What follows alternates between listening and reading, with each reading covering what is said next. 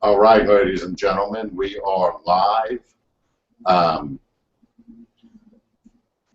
we're following up here on our elevator pitch. Remember, what we're looking at here is the customer, the problem, whatever their pain is for that problem, the competition, the solution, the features, the benefits, our team, our objective, and we're wanting to condense that into 30 seconds. So I want to see what you guys have put together and what your thoughts are on this. I'm opening up the floor and let's kick it off.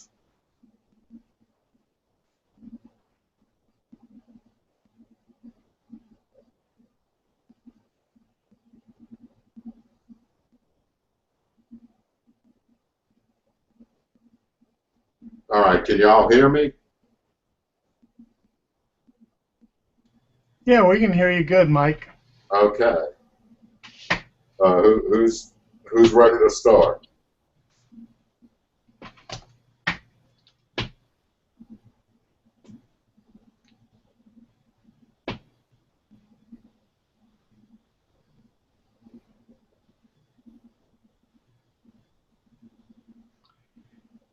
Doesn't seem like anybody wants to take the task, so I guess I'll step up.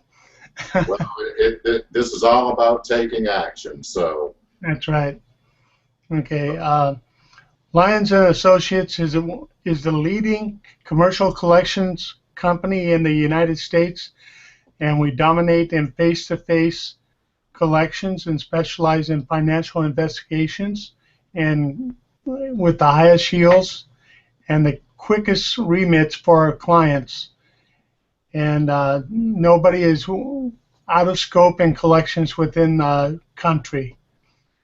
And that's what we specialize in. Okay. Now, guys and gals, when you give your pitch, don't get offended if I critique you. Reiner, I want some more enthusiasm in there, brother. Yeah, I just had a late night. Well, you won't have time to explain that to your potential client if you're telling them on the phone, oh man, I'm sorry, my pitch is a little dry, man, I had a late night. They're not going to listen to that. And guys, I might be a little harsh here. Don't take it to heart. Whatever I tell you is to help you get your pitch down and to help you achieve success. I think that everything you're saying in there is good. I'd just like to see some improvement on diction, some enthusiasm. Well, not necessarily diction. Your speech is proper. I said the wrong thing there. But let's try and take some of the ends out of there too. Okay. You know, my name's Reiner. I'm with the firm Lyons and Associates. We are the leader in commercial collections. We help clients break collections records by face-to-face. Yes, see, I'm trying to remember what you said. This is fun. We help clients break records with face-to-face collections and the most successful collection team in the industry. And you follow that up with a question. Do you use collection agencies as an extension of your accounts receivable department or of your credit department, whatever? Give me your pitch again, Reiner, and let's let's take. Hopefully I can remember all that. My name is Reiner Davis. I'm with Lyons and Associates. We dominate the commercial collections industry in the United States. We have the fastest remits and the highest yields in the industry, bar none. And we specialize in financial investigations and face-to-face collections. And do you use collection agencies as an extension to your credit department currently? All right, I'm putting you on the hot seat here, dude. Um, so don't take it personally. No problem. You sound like you're reading something. No, I'm not reading anything. I'm just trying to recollect what I said because Okay. I just put it together at the last minute. Okay. So you're not completely prepared for that elevator pitch on your call. No, to be honest, no. All right. Well, gotta fix that, man. Absolutely. And That's right. again, guys, I'm going to hammer y'all a little bit on this. Don't take it personally. This is constructive, and it's going to help you improve your pitch. And I know I can be hardcore sometimes. Look, I've been in the collection industry a long time, and I was a collector for a very long time. So that requires me to be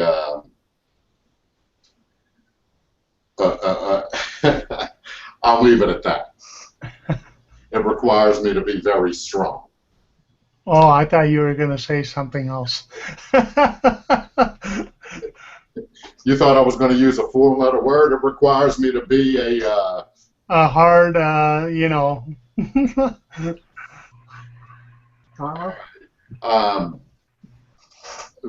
let's move on to Jason. Jason, Hey. give me an elevator pitch, man.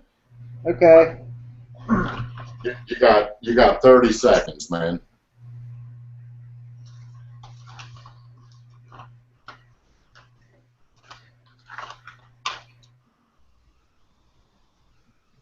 Alrighty.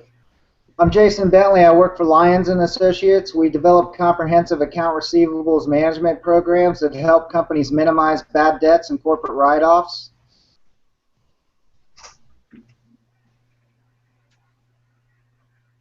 And if I'm with a gatekeeper, I just usually ask for the account receivables manager, the controller, and then if I get on with the decision maker and the second version of that is, I'm Jason Bentley, I work for Lyons and Associates. We increase cash flow and improve EBITDA for companies. And maybe the third version is, I'm Jason Bentley, I work for Lyons Associates, and we significantly lower bad debt ratios nationwide. And then back to the long one, the first one is, I'm Jason Bentley, I work for Lyons and Associates. We develop comprehensive account receivables management programs that minimize bad debt and corporate write-offs. And let's say I get on with a decision maker and they say, okay, what does that mean? And I ended up writing 4 pages with a bunch of different versions. I don't know how far you want me to go with that, but there was the elevator pitch and its versions. Okay. Well, the one thing I want to critique about that is put a question at the end of it, and of course you just wrote this stuff down this week, so you're not absolutely fluent in it. Get fluent in it. Put a question at the end. Okay. Because we don't want it to sound like we sell this and would like to talk to you about this. Now, what you have is good. I want you to emphasize some things on your pitch. I want you to use the words "the firm" when you introduce our company. Okay, because that's what we are. We're a firm. It sounds stronger than just Lyons and Associates. I'm with the firm, Lyons and Associates, okay, and conviction in there, and that's the first part. Yep. Grabbing their attention, getting a question at the end of there. You want to put them on the spot immediately, okay? Give them your brief presentation, put them on the spot, get their objections drawn out so you can engage and overcome. Well, when you're saying elevator pitch, I'm assuming we're talking about either a gatekeeper that says, who are you, what do you do, or when you first get on the phone with maybe a decision maker of that department in that 30 seconds. Okay, I don't want us pitching a gatekeeper. Right. The gatekeepers are programmed to screen your calls, but they're not programmed to make that decision. Right. Okay? So we want to put them in the position of making a yes or no decision based on one simple request. May I speak to your credit manager, please? Right. Okay, or may I speak to your financial controller, please? Well, that's what I have at the top of this above the elevator pitch. I put gatekeeper, and I just put that in. Right, and the reason we really don't want to get into everything with the gatekeepers because we're giving them more ammunition to make the decision for the decision maker. Right. And they may not see the importance of this, and they may get 4 or 5 of these calls a week, you know, depending on what company you're calling. If they get a lot of these calls and they assume that, oh, all of you collection agencies are the same, then we were just stereotyped into a category with agencies that yield 3 times less than we do.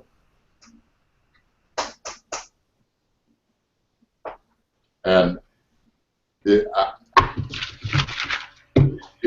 might have got in here after I said don't take anything I say to heart.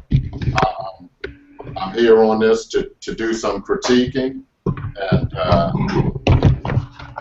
and find some areas where we can improve our initial opening statement. Right. What are your thoughts, man? Well, I just want to take some notes as you're talking and then talk a little bit about some of the additional things that I put together because they fit into what you just said about putting us in the category of other agencies.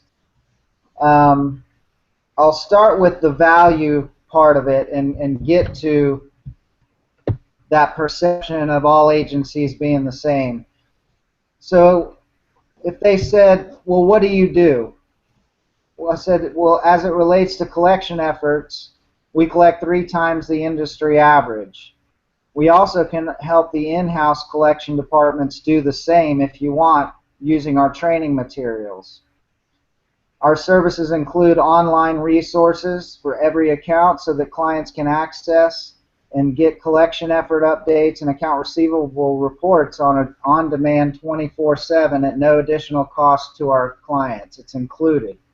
And as I said, we collect 3 times the industry average. We remit money and payments on a weekly basis to our clients, which helps expedite the cash flows and lower the receivables over the long term.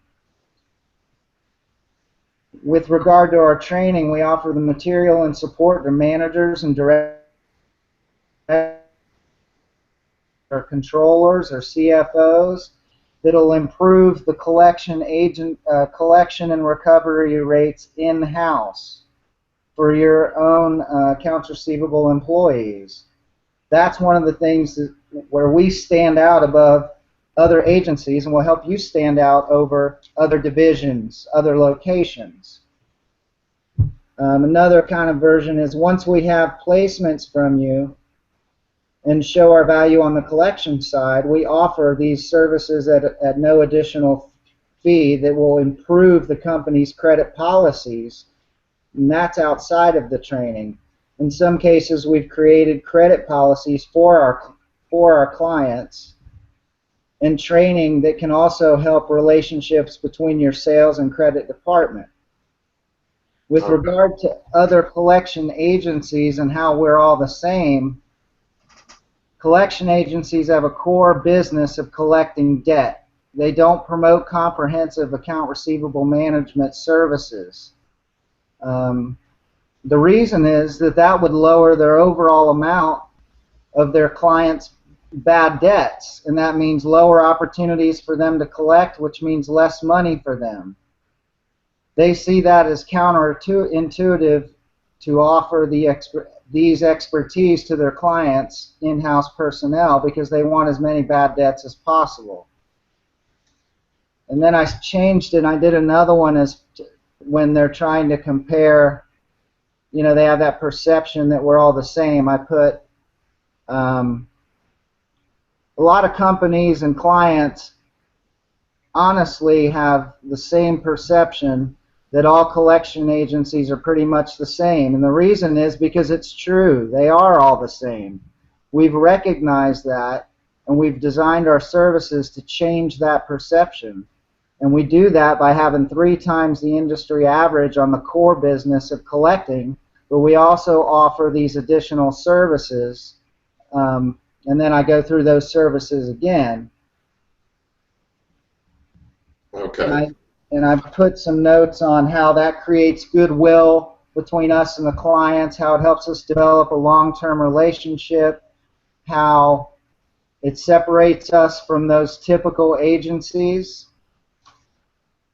And then I've got a whole nother page that really goes into the philosophy of them collecting on debts, that their policy in core business is strictly on collection, so they can't afford to take the time that's required to collect at the level that we collect. You know, they go in and they make a nominal effort on moderate, you know, and moderately difficult accounts to collect on, and they're forced to move on. Whereas we take, you know, an approach that is consistent and persistent, and in some cases have resulted in a 57% increase of collections on even second and third placements. Okay. One thing we don't want to get into too much is second and third placements. Yeah. Another thing I need you to correct in there is the fact that we remit every week to our clients. We do not remit every week to our clients. That's absolutely untrue. We remit every day to our clients. Every day. Okay? We don't have a specific run every week. They don't get paid at the same time payroll does. They get paid when the check clears our trust account, which means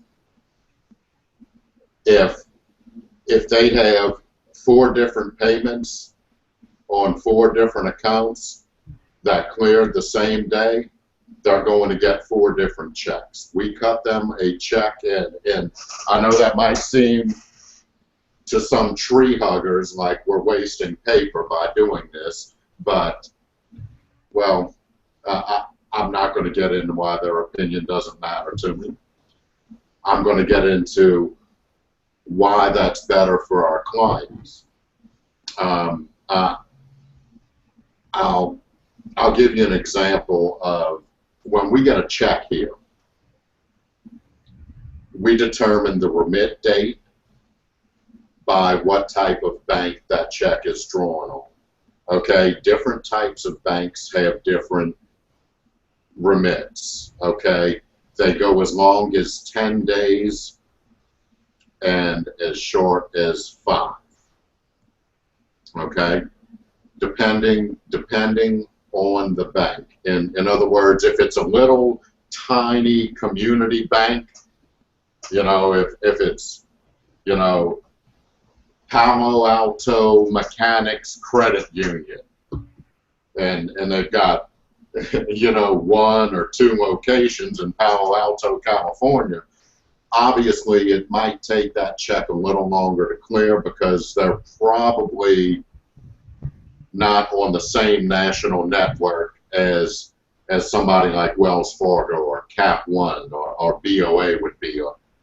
You know, it went, for example, we get a check in that's on BOA or Cap One or one of the big banks, one of the big national banks. That's the fastest remit that gets done, and we put those into our system as a 5-day remit. And the reason why this is important is we don't do this every week or every other week.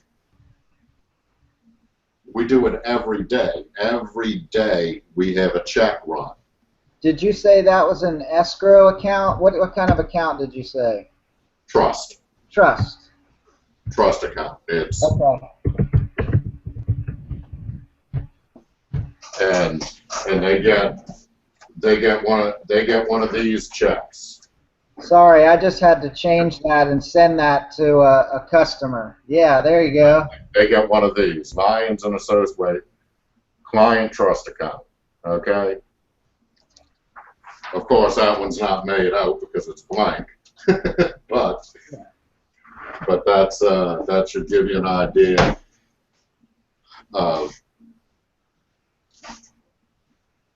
how fast we remit to clients. And all we want to do is make sure the money's good and we give them their money. That's all we want to do.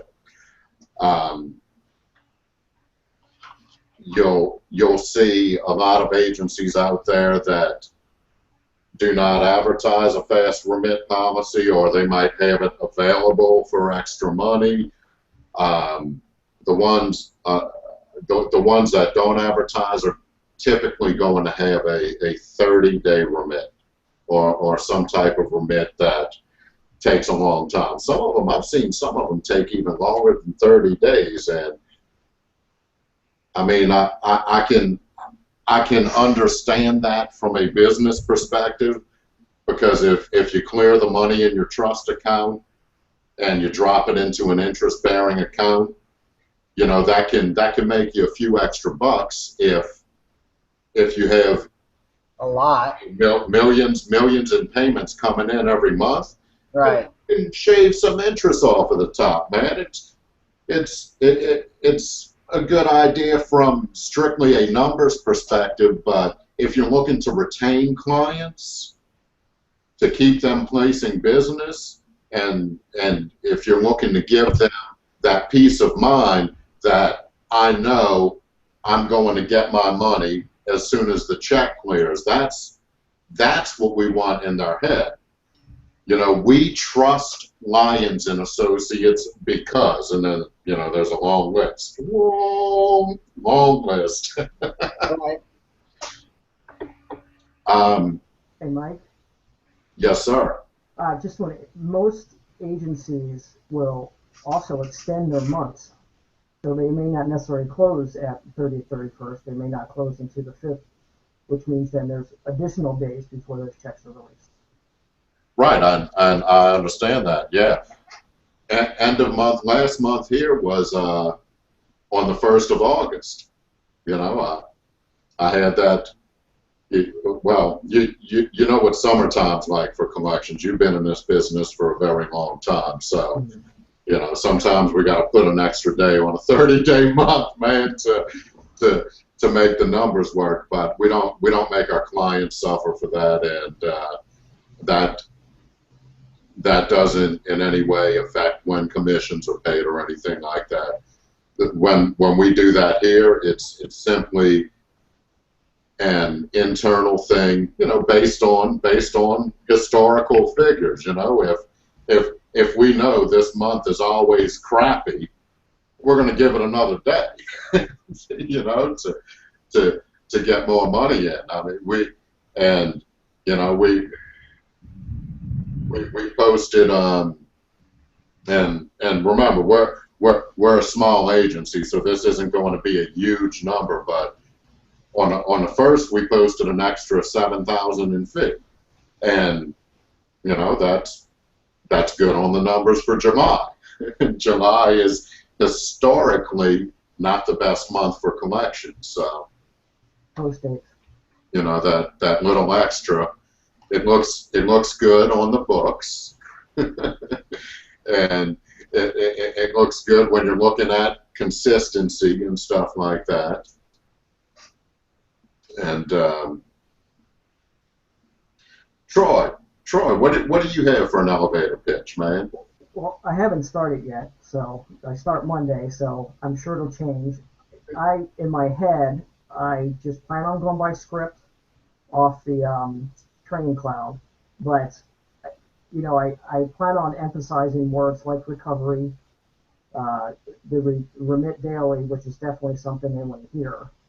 And I also was going to try to figure out how I can incorporate the fact that they're going into a quarter close. They're going to be looking at these numbers, especially before the end of the year, before December comes around.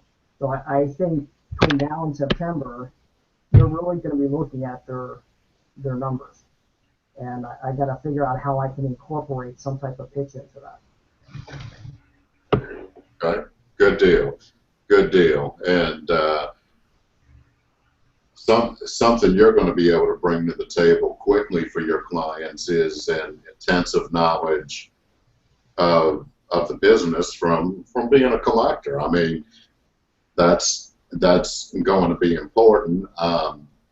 One thing I want to get back to with Jason is don't over pitch how much we can help them improve their in-house stuff, okay?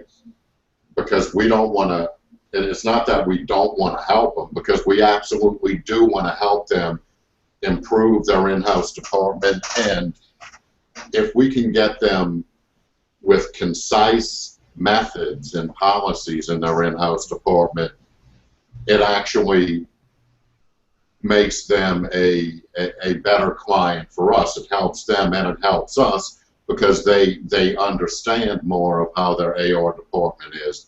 And the reason I don't want you to over pitch it is because we don't want to end up in a situation where we're spending more time on coaching clients than we are collecting money. Because the fact of the matter is we are in the business of collecting money. Do we help our clients out? Absolutely. Will we write policies for them if necessary? Yeah, we will if we have to. But it's best if they put their own policies together, and if they want us to take a look at them and make any side notes on them, that's always better for us. Some of the things I'm seeing competitor agencies doing is offering this same service to clients as an outsource and employee type deal. You know, hey man, we're going to fly somebody in and they're going to help you out with everything. You know, and we're only going to charge you, you know, $250, $350 an hour per employee plus expenses, man. That's a bargain.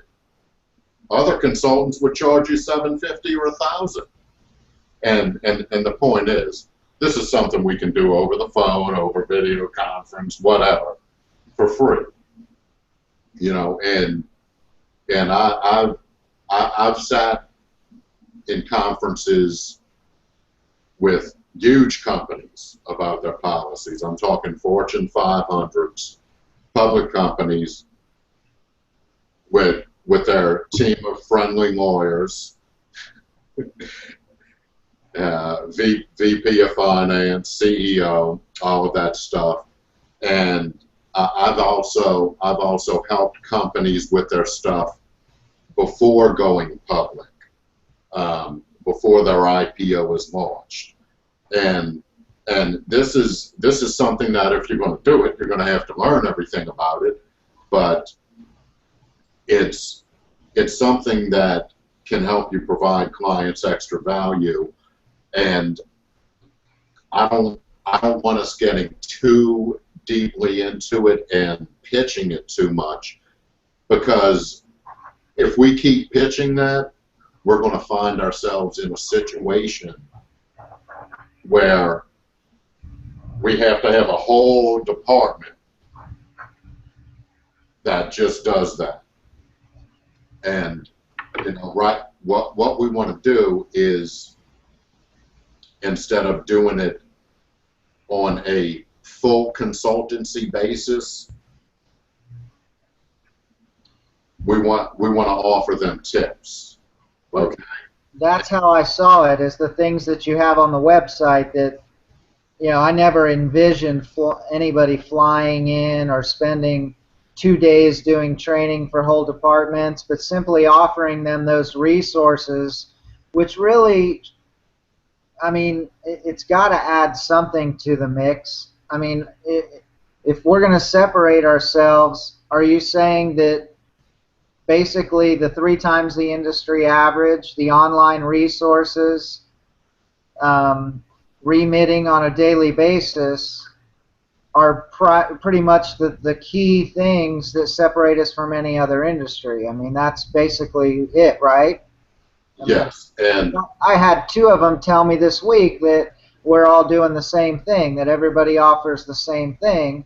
Not that I necessarily believed her, but I was trying to come up with things to go deeper with them, to really separate it, to create a partnership instead of, just simply, we're better collectors, trust me.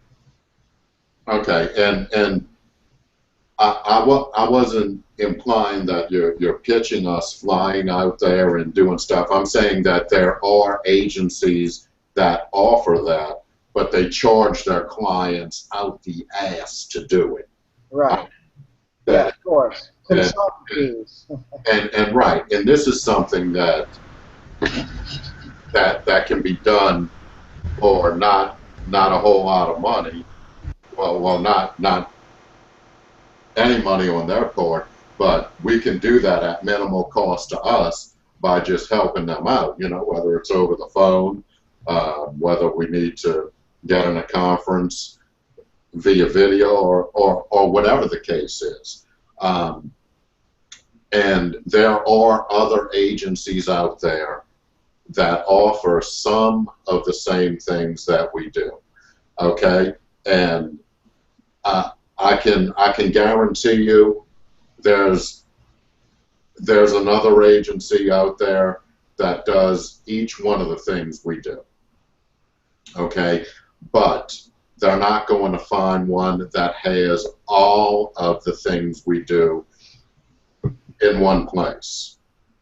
Okay, when I opened this company, I set out to be different by covering all of the areas that needed to be touched on when I did my market research and experience from other agencies. I looked at what are these guys not doing that we can do and offer to clients, and be able to do that and still be profitable. So I took everything that we can do and we do it. That's the simple answer for it in a nutshell. Okay. When they're saying, oh, all you guys are the same, ask them, do you eat Chinese food? Do you have a specific restaurant you go to because you like it better? I know I do. and I see Sean over there laughing, man, because we were on the phone the other night. Well, the one I eat at was delivering to me.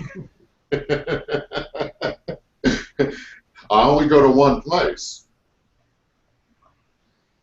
because they're the best around here and they deliver. You know, you gotta love that. You gotta love that. They give me what I need. You know, another example. Do you drive a car? Are they all the same? You know, if you had your choice of cars to drive, would you drive a German car or a Korean car? And you know, that's just narrowing it down to geographical locations. I mean, we can even go further than that and say, would you rather drive a Benz or a Kia? And if they say a Kia, tell them to call the other agency, because we're not going to be able to help them. Yeah, there's a million examples for that. Let's see. Let's see what Hank's got for an elevator pitch. All right, yeah. Still kind of work in process, but I'd say, you know, my name's Hank Pavin. I'm with the firm Lyons and Associates. We're a leading commercial collection agency that helps business owners save time and money by utilizing Lyons and Associates to collect their past due accounts receivables. As a result, you can focus your time and energy running your business and taking care of your good customers. We work all of our accounts from start to finish and openly communicate status via online updates. And one of the things that sets us apart from other collection companies is we use investigators to make face-to-face calls on accounts in order to determine the real reason for non-payment. Does your company use collection agencies as an extension of your credit department? Okay. A couple of things I want you to put in there. Of course, we can condense some of that down to, my name's Hank. I'm with the firm Lyons and Associates. We are the most effective commercial collection agency in the country. Okay.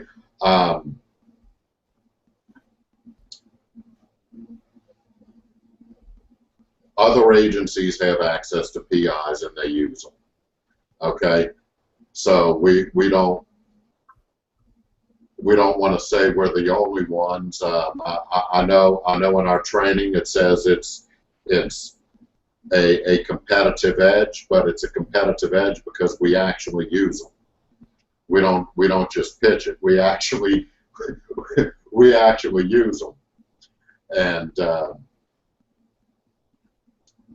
that's something. And I'll give you an example of why they get used more here. Well, one, because it's in our SOP for specific situations. You know, if you make a call to a guy and he says, "Man, I'm cutting you a check tomorrow," we don't send a PI to pick the check up. But one of the points, and this isn't something you want to pitch to clients, but it's something to note internally. We don't charge our collectors for PI visits. Okay, and you can ask Sean about this one. He's been a collector at other agencies.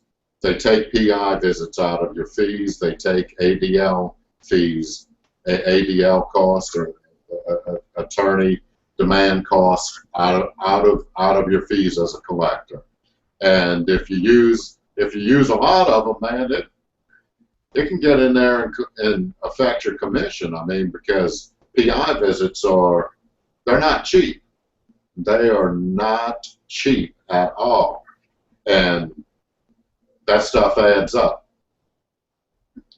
Troy, have you ever worked for an agency that didn't charge the collector's fee for PI visits? And most of them charge sales fee too. Wait on, let me unmute you, Troy. I had. Wait, you might have to unmute yourself.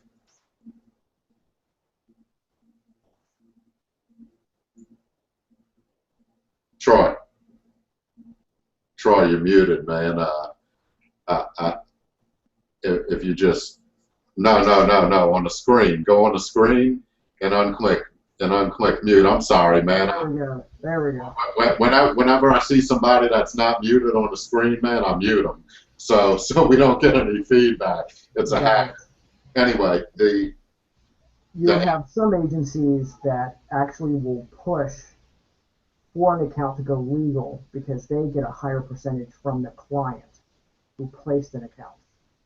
So not only can it come off the back of a collector or a legal client service rep, it can also come out of the pocket of the client that placed the account. Right. And when you worked at other agencies as a collector, were PI fees taken off of your fee? Yes. And how did that make you feel about using PIs? It didn't make me very happy with the salespeople going in there looking at that. I guess you would use the word qualification, I guess.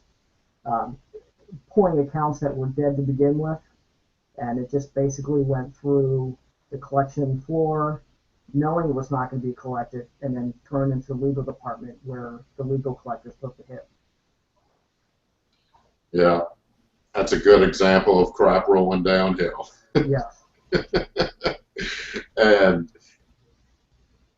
it doesn't make the client happy when you have to call the client and tell them they have to come up with legal fees, which can range from anywhere from $250 to over $1,500 a pop on some accounts. absolutely. And here less than 1% of our accounts go legal. We don't like to deal with the suits. I mean, you know, if it's not necessary, we don't do it. We don't use it as a cash cow to generate more fees from clients, which what you experienced, and you and I'm surprised we've never crossed paths because we've both been in the industry a long time, but we've worked for an assortment of different agencies, and it's always the same thing. You know, send it to Reco, get some extra fees out of them. You know, get something out of them before you close it. Make sure you get a check from somebody. Absolutely. And then the client has to send somebody to court. Right. And let me ask you this: and I don't want you to mention any names here, but the last agency you worked for, did they have a department that strictly reactivates dead clients, like a sales department, to call clients that quit using them because they were mad at the agency? Not at the last agency, but yes, they've been known to work dead files, correct. And especially this time of year, because if they can get more money before end of year write-off, that's what they want to do. Right, absolutely. And this is a good time of year to get business in. Very good time of year. The summer's getting to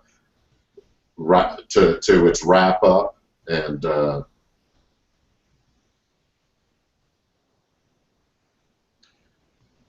clients are going to start worrying about write-offs. So that means business. And the fact is, if they keep sitting on it, well, they're going to end up writing it off.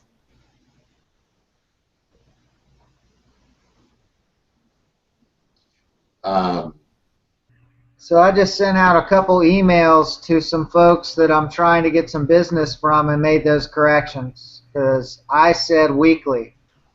Fastest in the industry, weekly. I don't know where I got it, man, but I did. So I fixed it.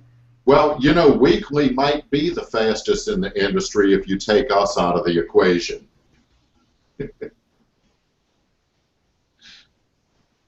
Yeah, daily is definitely something new. And the reason for that is nobody's doing it, man. And look, it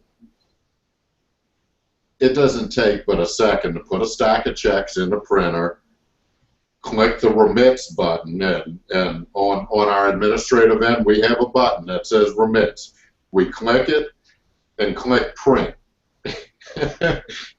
and I sign the checks. You know, I mean, that's it's not like we have to have a whole bunch of extra work to do that.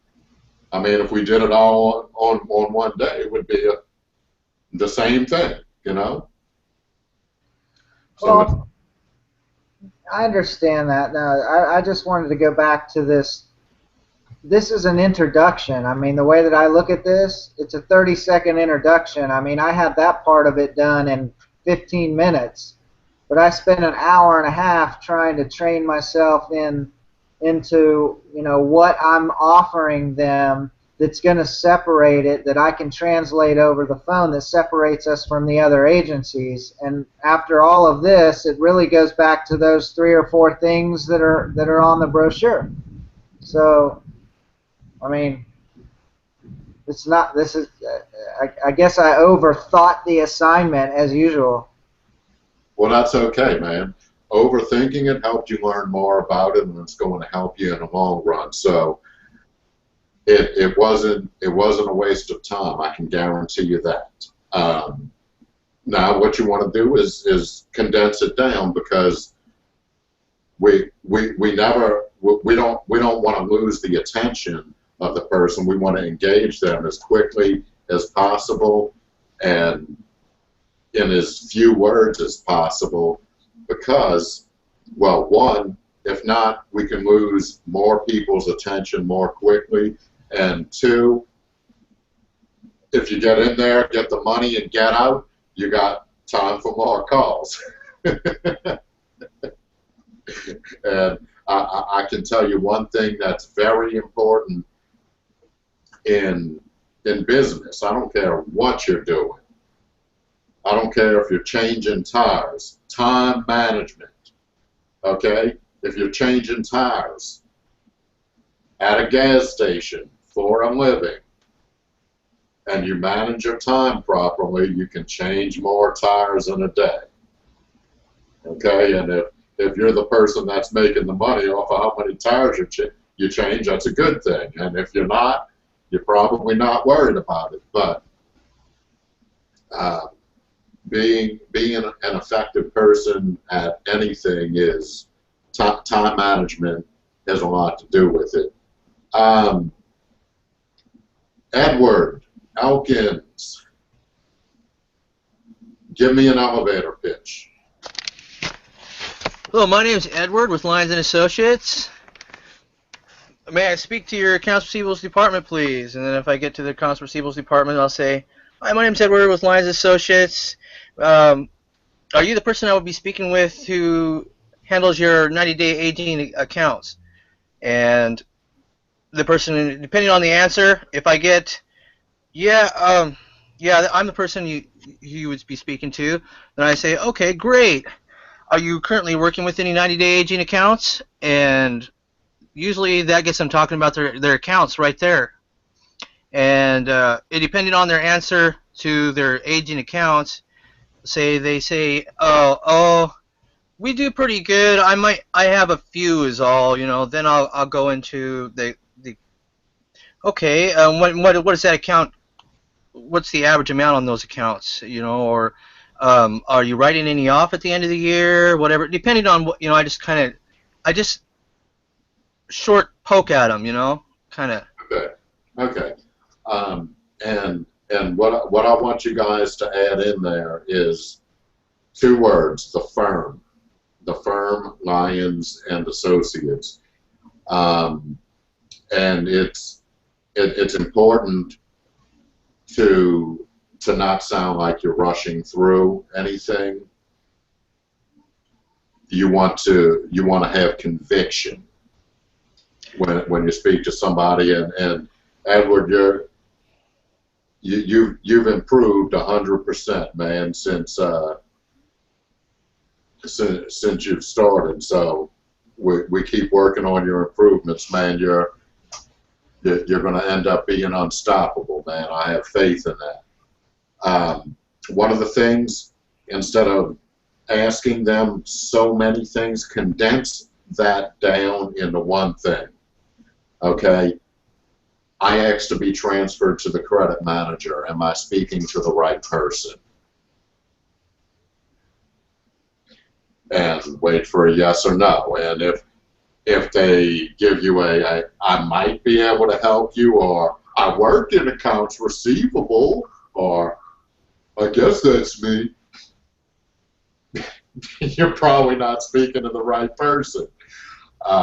So when you get to the decision maker, you want to identify them quickly.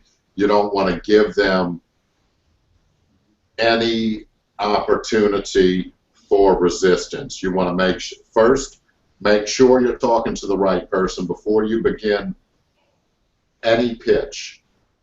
Okay, and this is going to, in case you're not talking to the right person, it's going to prevent the wrong person from telling you no. Because the wrong person will tell you no all day. And you want the right, if somebody's going to tell you no, you want it to be the right person. Okay, so once they confirm, yes, I am the credit manager. Introduce yourself in our organization. Good morning. My name is Edward Elkins. I'm with the firm Lyons and Associates. State an interest stimulating, a curiosity building benefit that's going to appeal to that credit manager. And what you're appealing to is their desire to gain, meaning desire to gain either, more money collected, or desire to gain more time in their day because we're going to help them out. And we also want to appeal to their desire to gain, to avoid loss. Okay? Their job is to avoid loss, to manage risk. That's what a credit manager's primary responsibility is. Okay? And in elevator pitch, if you've had a chance to go back in and watch the Tuesday hangout that we did on elevator pitches, you would have learned that it's just a very short, condensed 30 seconds. So what we want to give is a quick feature and benefit and get them involved in the conversation, because immediately we want their attention and we want to talk to them. We want it to be a two-way conversation, not just a pitch. And that's what's going to allow us to actually sell our services consultatively. And if you give them my name, once you've verified that you're dealing with the decision maker or the credit manager, and you say, my name, Mr. Credit Manager, I'm Edward Elkins with the firm Lyons and Associates. We do face-to-face collections for delinquent receivables on a national basis. Do you use third-party agents or attorneys to help you collect delinquent receivables? That's fast. It's to the point. Or, good afternoon, Mr. Credit Manager. Ed Elkins here. Lyons and Associates, or the firm Lyons and Associates, is the most effective commercial collection agency in the country. We specialize in face-to-face commercial collections on a national basis.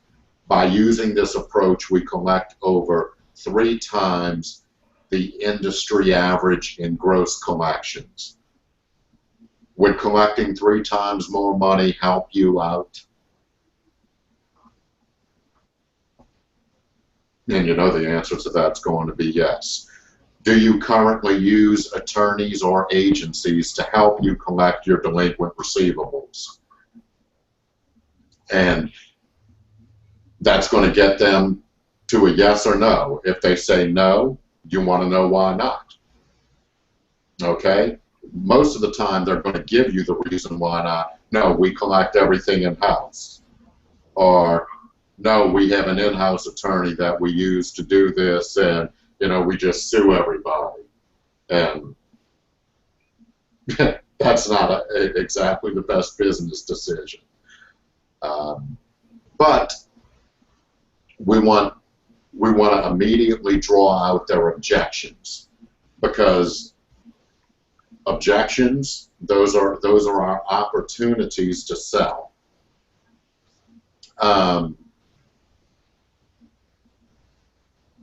Frank, give me an elevator pitch. All right. Well, I'm pretty much plagiarizing you, but I hope it works. Hi, my name is Frank Wilkins. You're not plagiarizing me, man. You're pitching this company. It's All right. Yeah. So, hi, my name is Frank Wilkins with the firm Lyons and Associates. We are the most effective commercial debt collector in the country. Do you currently use outside agencies or attorneys to assist in your collections process? okay. Like I said, I've heard you say it many, many times. Yeah, that's short, sweet, to the point. Right. Short, sweet, to the point. And Being new in the agency, obviously, it'll change over time, but you know, and I'll personalize it with my own stuff. But that's and the point is, all you want to do is give an opener, because you want to draw them out so you can begin engaging and overcoming their objections. And on this, guys, shorter is better than long, because you've only got a few seconds to captivate your audience. And there's no such thing as a second first impression. And like I told you earlier this week to help with Jason, I got that statement, oh, you guys are all the same. And I told them, no, well, not really, we're not. We used private investigators on face-to-face, and she was ready to hang up on me, but she said, oh, you do? And now, you know, hopefully going to be placing 4 or 5 accounts next week with that company. So she was ready to hang up on me, and I said, we're not all the same, and explained why with the face-to-face. Good deal. Good deal. Trina. Hello. Okay. Hello, my name is Trina Gibson with the firm Lyons and Associates. We manage accounts receivables, offering high yields and fast remits for our clients. As an added benefit, our clients receive real-time 24/7 online status of accounts placed with us. Does your company use collection agencies as an extension of your credit department?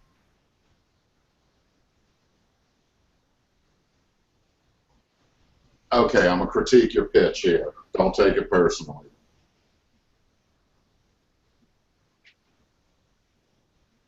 Hi, my name's Trina Gibson with the firm Lyons and Associates. We're the most effective commercial collection agency in the country, and we do it with complete transparency to you. Do you use collection agencies or attorneys as an extension of your accounts receivable department? And you see how I took the word higher yields and turned it into most effective.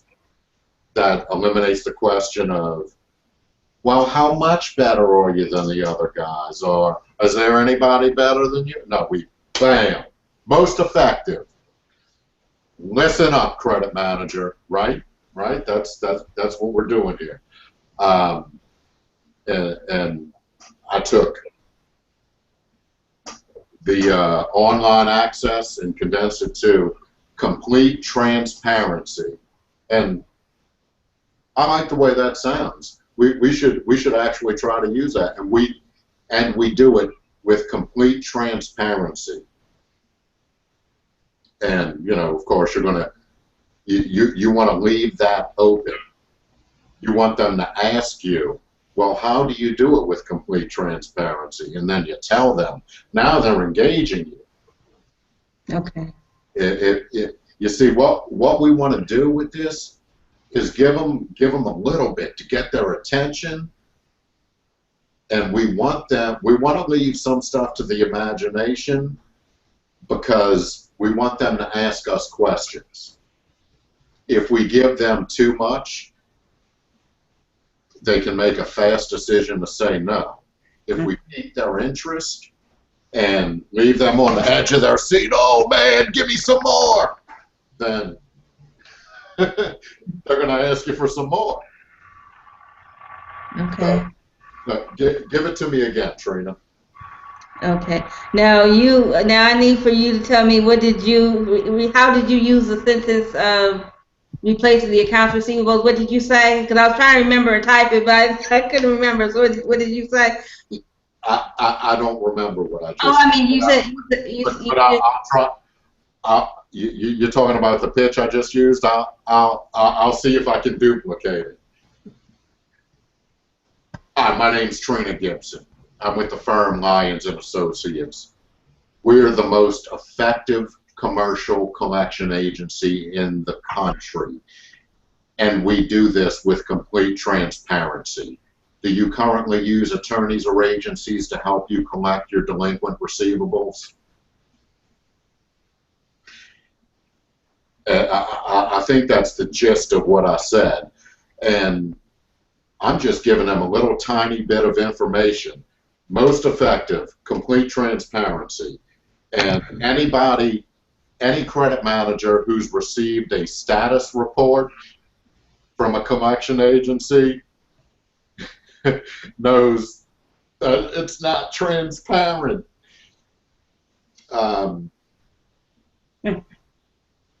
Okay, here we go again. Hello, my name is Trina Gibson with the firm Lyons and Associates.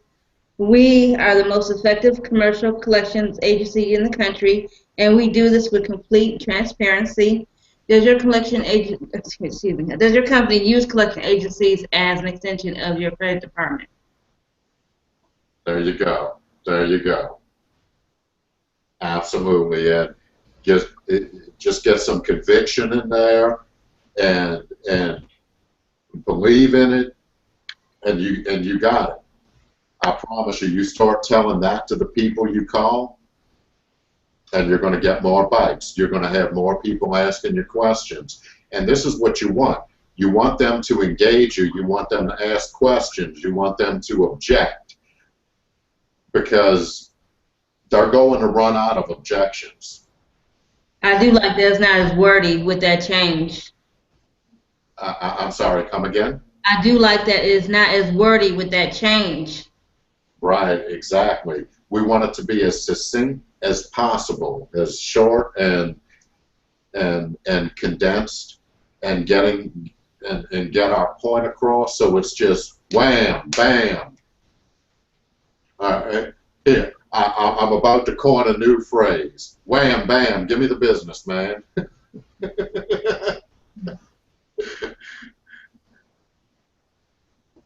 Thank you.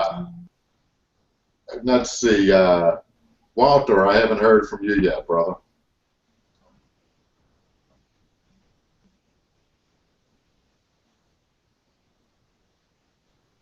Walter still has speaker problems, Mike. Ah, okay, okay.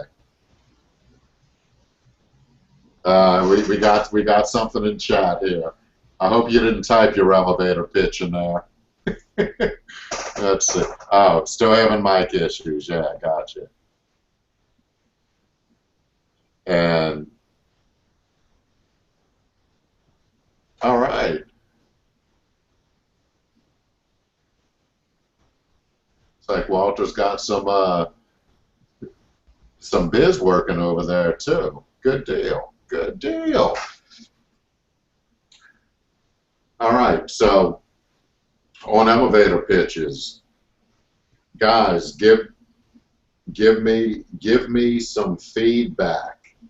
I need feedback. Let me know what you need for help on this. Let me know what you need to get it effective. And what I'll do is we'll revisit this one again next Friday. That'll give you a week to practice some stuff. And I think if we really hone in on getting that opener to where it's popping, catching attention, you guys will see a lot more engagement. What do I have? Well, engage me. Questions, comments, suggestions, anything. Talk to me, somebody. Por favor. One thing I know you mentioned before, Mike, I need to work on a better job of making sure I'm talking to the decision maker and to the right person. I don't think I've been doing it. I've maybe been pitching to the wrong person talking about that. I want to work on that. That's something you mentioned before. You talked about it some today. I'm going to try that some more. That would definitely be a good idea, because if you're pitching the wrong person, man, you're wasting your time. Every once in a while, you'll pitch the wrong person, and they'll say, "Oh my God, my boss absolutely needs this. Let me go get him for you." But that's only going to happen once in a blue moon, and I think the last blue moon cycle just passed, so that's something we can absolutely work with, and Rick can help you some more with that as well. And it's just a matter of getting that person on the phone and giving them your opener. I think Troy was about to say something there too. I was just going to ask for your view in using the word collection agency or debt recovery. Now, as a collector, they hate the word collection agency. But now going in as a sales pitch, I guess collection agency is okay. I mean, is that to me, it's a negative term. Again, next week, I could be all my words next week when I start. I'm just asking your opinion.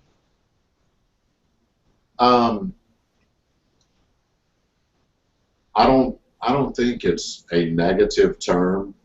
I think from a collector perspective, we view it as negative because, well, we've been collectors for so long, and it's pounded in our head that, you know, sometimes you talk to debtors that say, "Oh, I'm not going to deal with a collection agency," and it's pounded into your head. This is negative.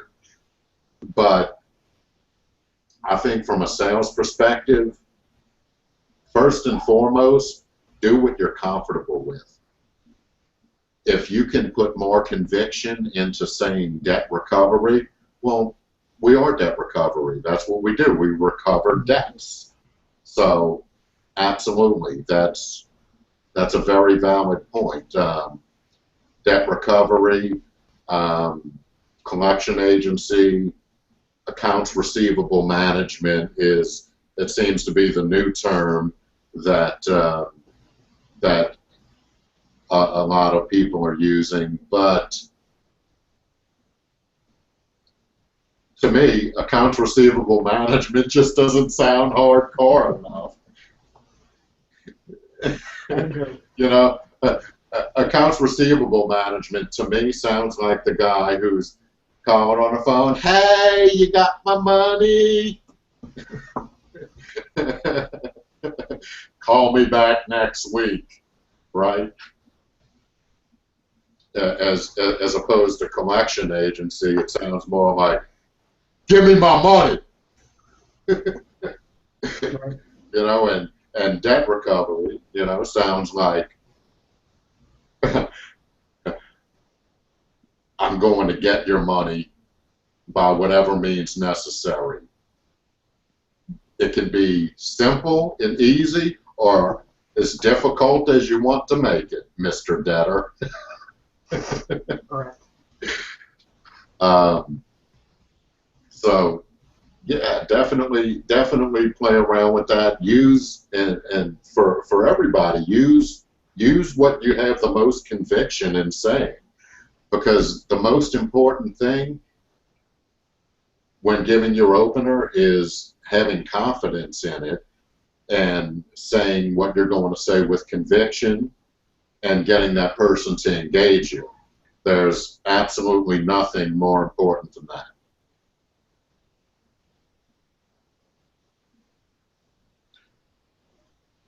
All right, who wants to be next? I have two. I have two that I'm working with yesterday that came up. One was the AR either just got fired or just quit. I'm not sure which, but the owner is working without an AR at all, and it just recently happened. So I couldn't get a hold of the owner. I was just talking to the secretary. The secretary said, "Well, our AR was just is no longer with us, and the owner is handling that." But it was on a callback, so I know that I spoke to the AR or something before because I had the name of the AR.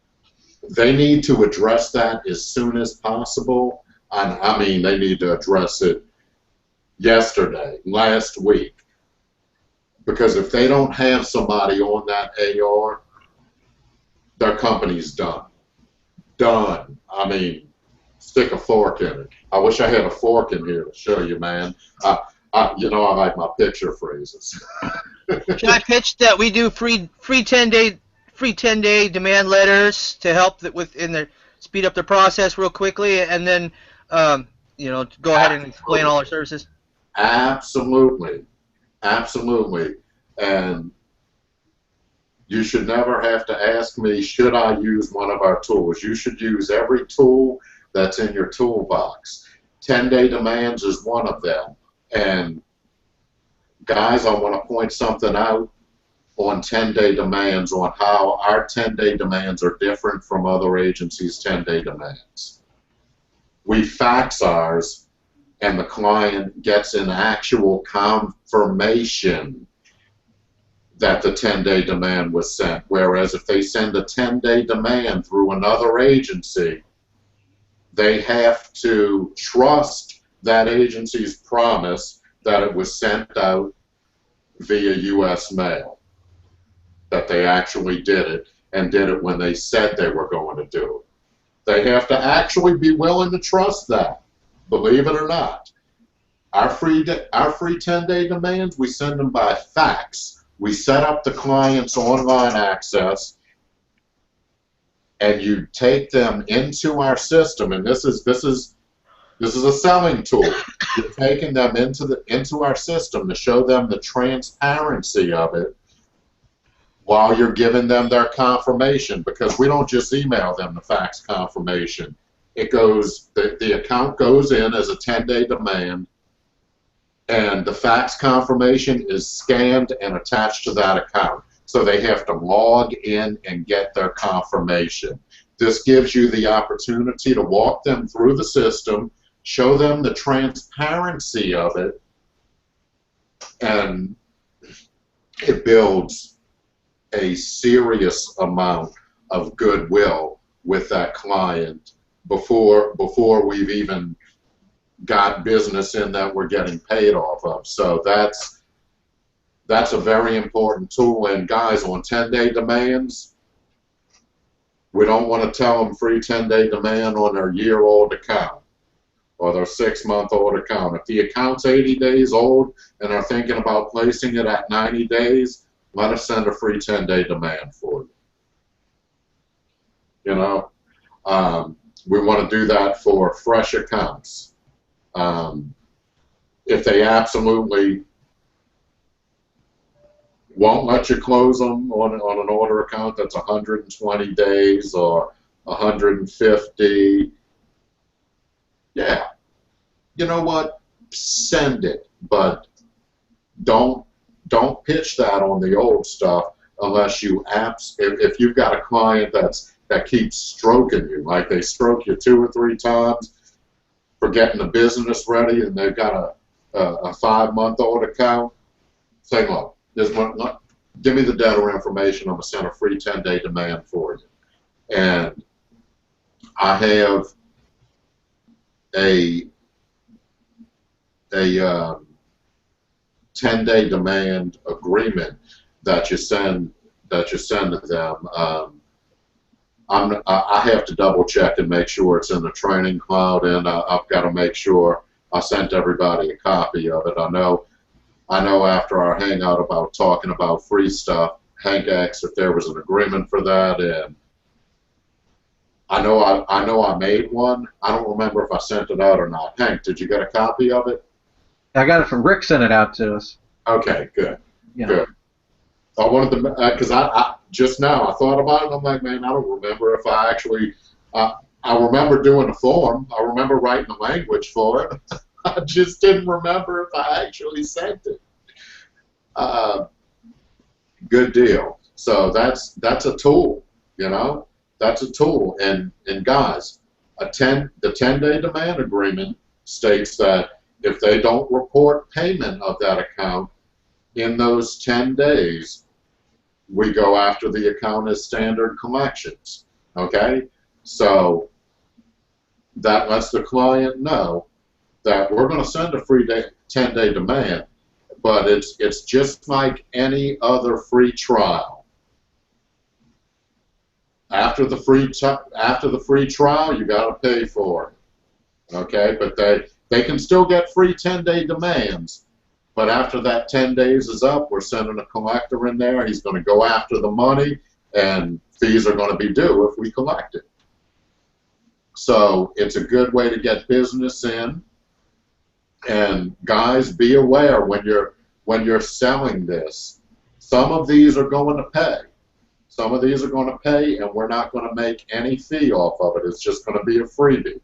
So understand that when you're out there offering this, because we only want to offer this as something on new stuff or as a last resort. Because and just so you know, on that old account that they're stroking you on placing, if you send a 10-day demand on that, it's not going to affect payment. Most of the time it's not. It's much more likely to affect payment on an 80-day account, letting them know, hey, at 90 days, we're going in for collections. And this also lets our 10-day demand is a little different from the ones at other agencies, because it tells the debtor that if they don't pay in 10 days, it'll be in collections, and not only that, at that time, you will be responsible for any interest and collection fees. And it's a pre-notification to the debtor. So once our collector and PI go in there and hammer them, they know we're going to be hammering them for everything. Questions, comments, suggestions? Okay, this guy, the reason I was mentioning the 10-day demand letter is because he doesn't have an AR right now, so I thought, well, you know, we may want to send those out at 30 to 60 days for him, since his AR department doesn't have it, just so we know what accounts he has that he's working with, and when they come up 90 days, we can call him and say, okay, we'll go ahead and get your money now. You know, is that true, or can we place him at 10-day demands at 30 days? We can place 10-day demands at 30 days if the client understands that a collector is going to be going in after that 10-day period. We're not going to send a 10-day demand, and we're not going to we're not going to wait 60 days after the 10-day demand to go in. Okay. So if you're pitching that to him, make sure he understands. Look, if you want us to do 10-day demands for you, we'll absolutely do them. And 30-day-old accounts, a lot of them are going to collect. But remember, this is a collection letter that's going out. It's not a friendly reminder. Okay, it states if you do not pay within 10 days, your account's going into collection. So that may not be something he's ready. Now, if he wants to do some type of outsourcing deal to where he outsources his receivables to us, that's something else we can discuss, which will be a different solution. But and of course, outsourcing would be lower than our standard rate schedule, but outsourcing is not something that we want to look at pitching to clients. We want their collection accounts, but in this particular situation, if he wants to outsource the stuff, we can handle it. You know, we can do the standard AR dunning letters and have a collector call them, not as a collector, but as like an audit approach, like an accounts receivable representative will do. Hi, you know, your bill's late. We'd love it if you paid us. You know, as opposed to taking out the hammer and swinging it. Now, would that cost as much or more than a regular AR for him? If I'm pitching him and I'm trying to convince him the value, now would that, since he doesn't have an AR at the time, but that, you know, that's definitely going to help him that, at least with his receivables. But is the cost of that more than his regular AR, do you think? I don't know. It depends on the volume of business he has. Okay. You know, what is, you know, we'd have to know a whole lot more about his situation to know if it would cost him more. And is it going to? Yeah, it's probably going to cost him more than hiring somebody would cost. I mean, that's probably going to be the answer to your question. Is there a possibility it's less? Yeah, there's a possibility, but more than likely, it's going to end up costing him a little more than AR would cost. However, he would have somebody on top of his stuff that absolutely knows how to collect money. So is it going to cost a little more? Possibly. Is it going to be a lot more effective? Absolutely. Okay, because which is going to get him more money and be financially more profitable for him, anyways. Well, yeah. Typically, a commercial collector is going to be able to handle accounts receivable a lot better than a standard in-house accounts receivable representative would be able to do it. And they're able to do that because, well, they're professional collectors. They're not just, you know, the girly hired for 12 or 15 bucks an hour to come in and handle the AR.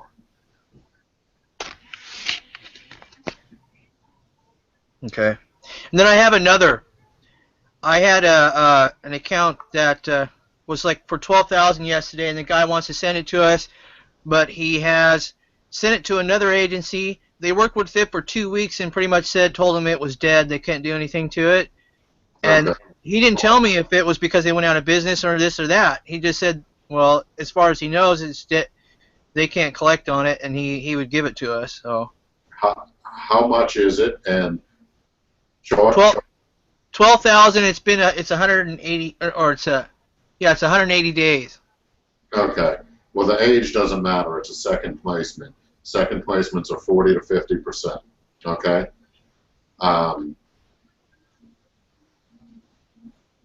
Since it's only 6 months old, charge them on the lower end of it, 40%, and get other accounts with it. Okay, because we don't want to be judged on some old steaming pile of turds. He said that's the only one he has to send to us, but he may have been lying. He just didn't want to send the other. I don't know. Well, it's not that he was lying. It may be the only one he's willing to send to us right now. Did you ask him what he has over 90 days? He said that's the only one over 90 days he has. He might have some that are at 60. Does he have any approaching 90 days? I didn't ask him about that. I'll ask him again. Yeah, you should. You got to ask those questions if you want to find out, because I don't know is going to lose you sales, dude, and lose you money. It's going to take money right out of your wallet. You're going to open your wallet and the money's going to start floating out and flying away. You're going to say, hey, man, where's my money going? Dude, where's it at? So make sure you ask those questions and get the account from them. You know, the other agency said it's dead. Good for them. What type of business is it? Mm-hmm. It's a trucking. Okay. What type of client is it? Are they a carrier? Are they a trucking carrier? I didn't get that yet. I didn't get that information. He was in a hurry, is why I didn't get a lot of information from him. He was like, I gotta go, and then and I held him on enough, and finally I got the email. I sent an email out to him, and he told me he's gonna get back to me right away.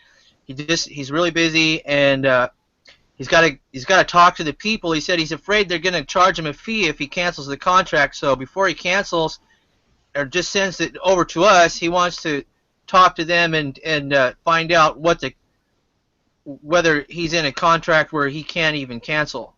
I thought they told him they can't collect it. They did tell him that. They told him basically it was dead.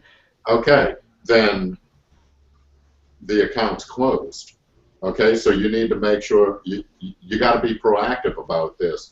He said something happened to him before. He said he was and he doesn't want it to happen to again, where he canceled something and they cost him money. Because I was trying to tell him, well, you can just cancel that. I'm pretty sure you can just cancel that. You know, if you just send it over to me, we can find out. Okay, stop. Check this out.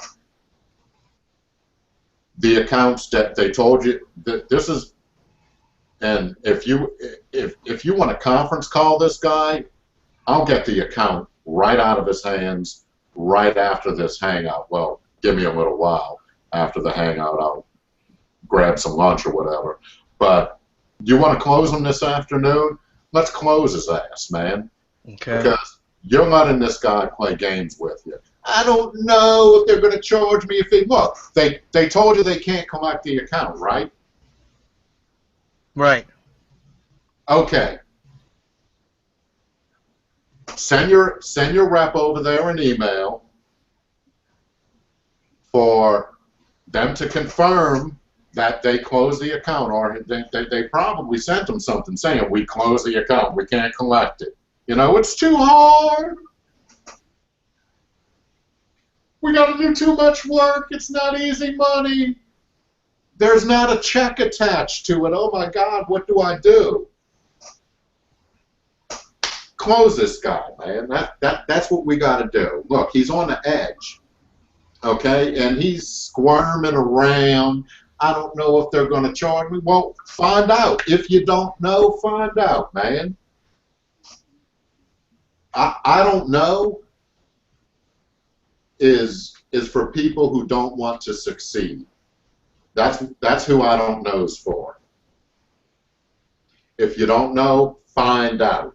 Okay, and this guy, let's get his butt on the phone. Okay. Let's get the real deal from them. Let's get the real deal from them. Okay? They told you they closed the account. What do you mean you don't know if they're going to charge you? You know, you got to ask those hard questions. Okay. Okay, and you're busy? I'm busy too. I'm going to get you your money. I mean, you know, if you don't want your money, then go do what you're doing, man. Because I have other people I can talk to that want their money. And that's probably what I'm going to tell this guy. Now, I don't recommend you getting that cocky unless Yeah, that's a little bit more cocky than I'm willing to get. Unless you can do it with conviction. If you can do it with conviction and you can sound like that, then do it. That's how I sell. If I get a little bit more money in my pocket, and I feel like I can blow this guy off or get money, more confident that I know I'm going to get money in the next call, you know. Okay. And something I want to point out is you're putting ifs into the situation, and I want you to, whenever you have a situation where you're negotiating, okay, this is a negotiation. It's absolutely a negotiation when you're trying to get him to do something that he's not sure if he wants to do because he might get charged, or they said it's not collectible and this and that, and he said, she said, yeah, really? Bull! Let's get to the point. It's a negotiation. It's always a negotiation, and you've got to negotiate from a point of power. Okay, we have something that he doesn't just want it. He needs it. His business needs it. As a businessman, he needs to be successful. Okay? So we have something that he absolutely needs. He doesn't just want it. He has to make time for it. Okay? Anything in business, if you want something done and you want it done properly, you must make time for it. And as a businessman, I can guarantee you, he understands that, and he's able to take heed to that. And it's just a matter of getting in there and negotiating from a point of power. Okay? You know, we're not begging him for business. And if you look at it from that way, if you look at it from that perspective, it will build your confidence and you'll write more business, I promise you. And this isn't something that's going to come to you overnight. This is something that you're going to get in there and you're going to have to practice it. You're going to have to stumble. You're going to have to do things you don't like to do. Okay? And as you do that, you're going to develop it.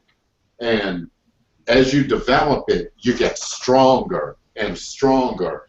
And eventually, man, you look back and you say, man, I can't believe I was worried about losing one deal. Because think about this. If you keep worrying about that and you keep having to call this guy back and see, well, do you have time today? I sent you the information. Did you read it? No, wrong. If you keep thinking about that, it's going to take you away from other calls. And other calls have money attached to them. Okay? Find the people that want to talk to you. And the ones that are busy and this, that, and the other, you know what? You're busy. If he's absolutely too busy, don't say when would be a better time to call you back. I can either call you back the beginning of next week or the middle of next week. Which one's better for you? Mm-hmm. Give him a choice. And then tell him, put him on the spot. When I call you back, have the account ready to place.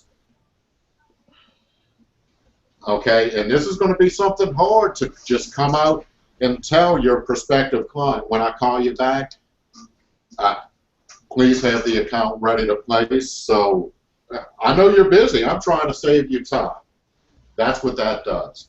And look, as a businessman, he wants to get things done quickly. He doesn't want to deal with a lot of unnecessary information. Because look, man, I'm going to tell you, I run a business, and my time is spread out so thin that, dude, I work literally somewhere between 80 and 90 hours a week. And that's what I have to do to make this business what it is. Okay, because we can't be the best if I'm not willing to take the action. Okay, so understand that there are going to be other companies out there that have owners. If you're talking to an owner in this business, he's probably as busy as I am. He probably spends almost every waking moment on business. Okay, and I'm gonna tell you, a lot of business owners are like this. The successful ones, they spend a lot of time on business. So you want yes, you want to respect that, but you also want to make sure that he understands that you have something he needs. And that'll help us get in there, get the business, so we can go to work for him, and then you can move on to the next one, because you're busy too, man. Right. You're busy too. Tell the guy to quit taking a casual approach and let's get serious. Place the business with me now, man. Yeah, and look, that and I would, and this is what I'd probably personally do. Do you always take such a casual approach to your business matters? I would ask him that straight up. But that's me. I'm kind of a dick sometimes. It's part of my personality, man. I've got to live with it. But that's a good thing for everybody that works for us, man, because that's how this company gets run, man. It gets run with power. And I'm getting way too talkative again, man. I love to talk. What else? What else do we have, man? Anybody else? Give me something. And Edward, let's talk in 1.5 hours. Okay.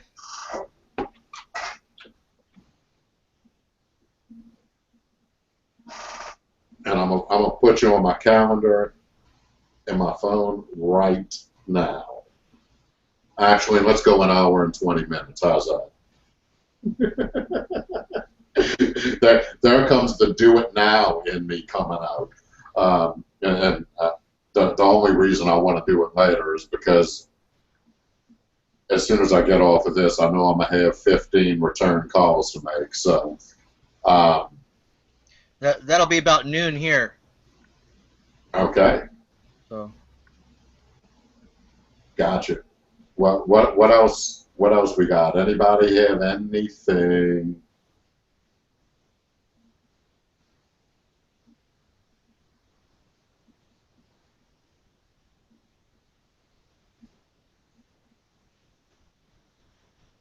All right. I don't hear anybody talking. Does that mean we're done? I know I'm looking down. That's because I'm putting an event in my phone. And that's how I gotta set stuff up, because if I don't have a reminder, I might get sidetracked. I'm still working with that factoring company. I can't get a hold of her. She said she was going to get back to me the last time I called this beginning of this week. Okay, we call that a stroker.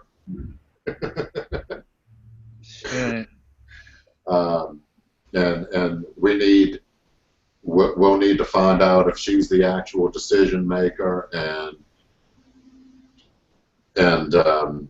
you know, what we need to do to get to the right person and get the business. That's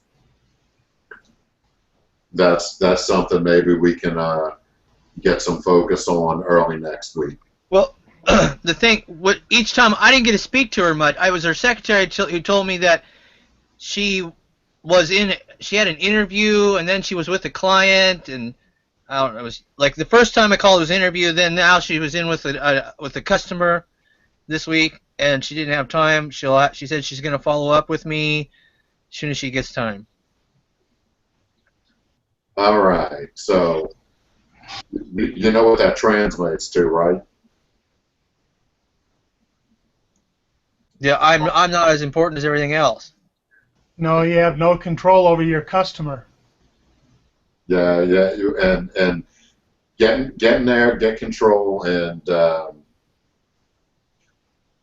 that's all part of this, man. We're going to develop you into a hard hitter. You know, that's what our job is in the management end of this, to turn you into a beast, unstoppable beast. May I present to you? No, I'm kidding. What else? What else? I don't know. I know I have a placement. Oh, go ahead, Trina. No.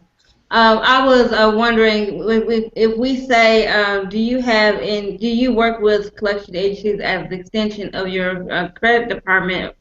I was wondering, well, if they say no, isn't that opening to a quick rejection? That is what I am wondering. And you know, where do we go from there? Do we say, well, may I ask why, and see what they say about that, and then come back with another adjusted response?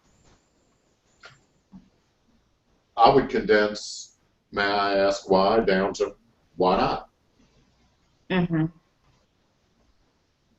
The purpose of that is to bring their objections out in the open in the beginning of the conversation, okay? Because if you can't bring their objections out in the open in the beginning of the conversation, and you waste 10 minutes on the phone with them to find out that they have no need, you've now wasted 10 minutes. And 10 minutes adds up. Mm-hmm. You do 12 of those a day, it's 2 hours. Yeah. Yeah. So think about that. You want to draw them out. We don't want to hang on to whether or not they're going to say no. We want them to say no, or we want them to say yes. I already have somebody I'm happy with. Mm-hmm. That's what, and you know, that's a good answer. Yes, I have somebody and I'm happy with them. Then you got to go in there and use your I already have an agency rebuttals, you know. Mm-hmm. And you know, when they say yes, I have somebody I'm happy with, and you know, I expected you did when I called. Every successful credit manager I know uses an agency or two as an extension of their accounts receivable department. How many accounts are you placing with them on a quarterly basis? You walk right into the qualification. You congratulate them. You know, everybody who's successful does this. And then you plant the little seed by saying agency or two, and you walk right in. Walk right into the qualification, and if they let you qualify, you have their attention. If they don't let you qualify, you don't have their attention. You move on. It's a beautiful thing, and that'll help you manage the time you spend on it, and that's, you know, you manage your time right, you can make more contacts. Yes. Also, I was wondering with Edward's situation, I was wondering, were they trying to say they were under contract and that is why they could not place another account? Because if they're under contract, I'm thinking, well, maybe that's why that person could not place anything else with another collection agency. Would that be so? They probably don't have any exclusive contract, so I wouldn't get too much into that. There are some agencies that have exclusive contracts for really big deals, you know, like if they're doing business with a $12 billion company, they might have some kind of contract with them with exclusivity for the first shot on accounts. But none of those contracts are going to prevent a client from placing something as a second placement. And most of them are not going to prevent competition. You know, it's very unlikely that there's an exclusivity clause that actually prevents them from using somebody else. Well, that's good to know because I've heard that objection a couple times. Or we have a contract till 2017 or something like that. So that is good to know. Okay. Well, ask the questions. Is it an exclusive contract?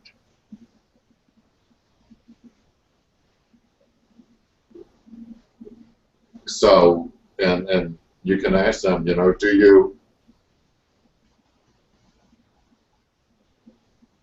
you think it's a good business decision to let a company tell you whether or not you can place a second placement? If they tell you yes, it's an exclusive contract that we absolutely cannot use anybody else, put them on a spot, piss them off. Straight up piss them off. Do you think it's a good business decision to let someone else dictate whether or not you can use an agency for second placements? And it's going to make them mad. They're not going to like that. But it's going to make them think, too. And the bottom line is, chances are, if they're telling you, I'm under contract to get you off of the phone.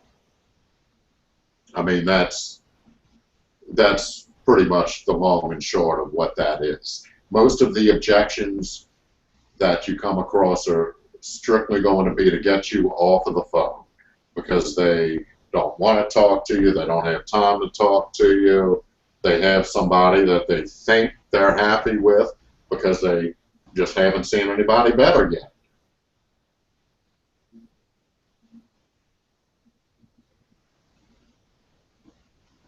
You know, I was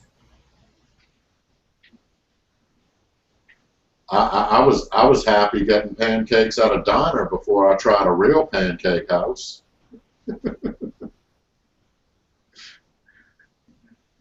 I was happy with pancake mix until I learned how to cook pancakes from scratch. Oh my goodness.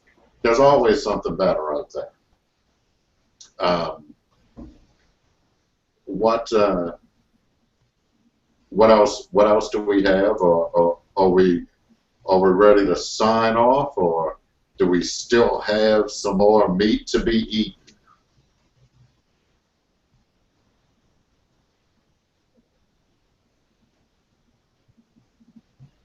I was just going to say I got one promised this afternoon. They said they'll send me the signed agreement, the backup. It's a small one.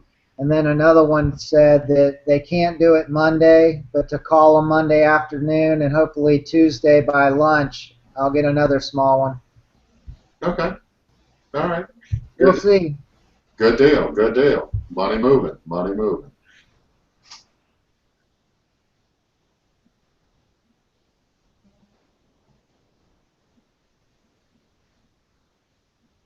All right. Well, I guess that is my cue to go get some lunch. Freaking starving. I'm like a freaking sleeping lion on the Serengeti, man, just waiting for a gazelle to come by.